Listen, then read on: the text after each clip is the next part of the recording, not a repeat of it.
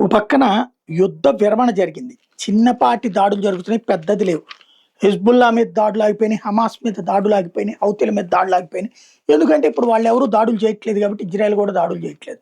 మొన్నటి శాంతి ఒప్పందం తర్వాత లేదా కొమైనీ వ్యవహారాలు సెటిల్ అయ్యేదాకా ఆగొచ్చు. చిన్న చిన్నయి అక్కడ హార్ముజ్ జలసంధి చుట్టుపక్కలే జరుగుతుంది. అయితే అలాగని యుద్ధం పరోక్షంగా చేస్తోంది ఇజ్రాయెల్. హమాస్ లేదంటే అంటే పాలస్తీనాలో కావచ్చు, లెబనాన్‌లో కావచ్చు, ఈవెన్ ఇరాన్‌లో టెహ్రాన్‌లో కావచ్చు. ఇట్లా వివిధ ప్రదేశాలలో ఉన్నటువంటి మొన్న ఏదైతే ఇజ్రాయెల్ లోపలికి చొరబడి అక్కడి ఆడపిల్లల మానాలు తీసిన, మగవాళ్ళ ప్రాణాలు తీసిన వాళ్ళని ఊరుకోవట్లేదు. వెంటాడి, వేటాడి ప్రాణాలు తీస్తోంది.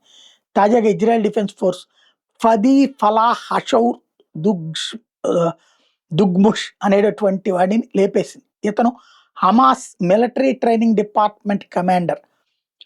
మొన్న అప్పుడు అక్టోబర్ 7న జరిగినటువంటి టెర్రరిస్ట్ అటాక్‌లో కీలకమైన పాత్రధారి. వీడు ఇజ్రాయేలీ తల్లి, ఇద్దరు పిల్లల్ని కిడ్నాప్ చేసినవాడు, సెక్సువల్ అసాల్ట్ చేసినటువంటి వాడు. ప్రతి ఒక్కళ్ళని గుర్తుపెట్టుకున్నది. వదిలిపెట్టట్లేదు. వెంటాడి, వేటాడి చంపుతుంది. ఎక్కడున్నా, ఏ పేరుతో ఉన్నా సరే.